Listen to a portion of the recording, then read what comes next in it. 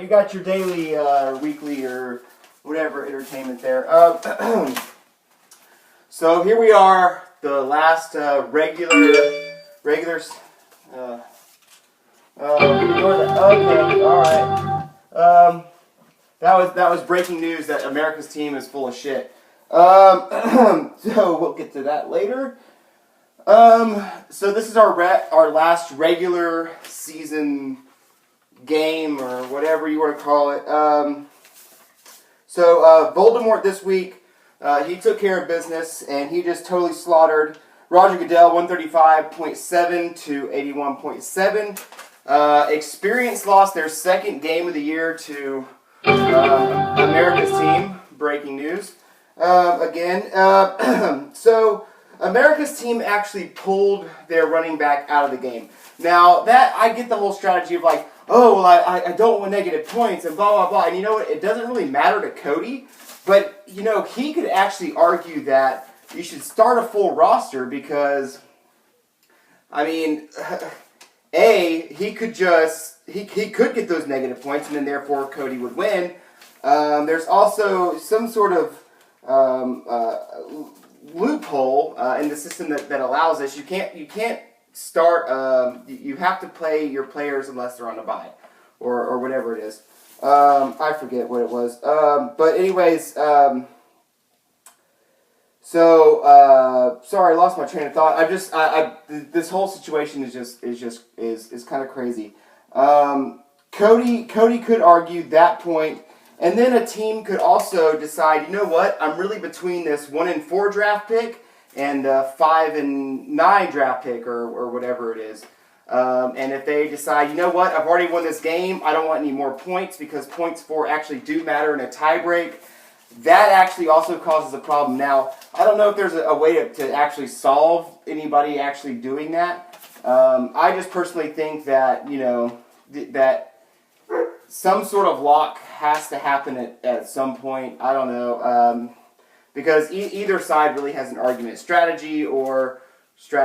I mean, really, because if Cody wasn't already in the playoffs and needed that game or something, or if that was the last game of the year and, you know, that player was already starting right before the game, next thing you know, they got pulled, and they did get negative points, that's a fair argument, because it still is strategy. Anyways, Rowdy's beat the Gotham Knights to breathe a little bit of life back into their playoff hopes. Yuri also won. He continues to make me eat my words on the fact that I thought it was hilarious that he thought he could actually make the playoffs, and he actually does kind of have a shot. It's pretty damn close, though. His points for are not very high. In fact, I think he's like 100 less or so than anybody near him. So there's that. The Bad Boys, they got another win against the Sharknadoes, which creates a really interesting situation because now the Bad Boys and the Sharknadoes are 3-8. Well, if both of those teams win next week, I hope the Bad Boys don't. I hope the Rowdies just knock off the Bad Boys and then he has to wear the naughty cop outfit, which we were thinking probably from week 5 was a certainty. I mean, we've already started looking at the naughty cop outfits because every other person who's won in this league, no offense guys, but your costumes you make people wear are pussy shit. It's just straight pussy shit, man. It's ridiculous. If you lose the league, you should be punished. And that goes for me. If I lose, I'll show up in a freaking bikini, okay? Or a thong, I mean, or whatever. It is what it is, man. I'll show up in the Borat, okay? With just like a small towel over my nutsack, okay? I mean, that should go for every person in the league. It could be worse. You could get a tattoo of something really, really hideous, like Michael Jackson, a Michael Jackson tattoo. Or something. No offense to Michael. I like Michael Jackson. I'm just saying he looked pretty hideous, you know. Okay. Then the Sharknadoes. So the Sharknadoes are going to play the Gotham Knights, who are 4-7. If they win, you know, they've got an even record right there. And then if the Bad Boys win, which hopefully they don't, they're playing the Rowdies. The Rowdies are in a must-win situation. Then that creates another stir. So really, the Bad Boys, the Sharknadoes, the Gotham Knights, and Fro are all in the running for last place as of right now. So this is going to be a very interesting weekend to watch. Not only people trying to make the playoffs, but people trying to stay out of something really bad. And hopefully whoever wins this year does something awesome that's never been done before because everyone else was too much of a wuss to do anything. Like, for real, it's crazy. So, Tim already broke down all the playoff situations, so I really don't have to go through that. Congrats to the 3 teams who have clinched. Cody, Tim, and Kevin's basically already made it already. My flag it for the week is going. Who was that, by the way? I'm pretty sure was it the Sharknadoes that just really just sucked. Gotham Knights were pretty terrible. Yeah, hang on, just trying to find it here. So the flag it for the week was actually, silly me. It was actually lanced in my pants, or lanced in my pants, or lanced around my pants. Anyways, you got a flag in your pants. You flag it all up in your pants, dude. You suck this week. You're the flag it for the week. Terrible performance. Finally, it's not the Rowdy, so that's great.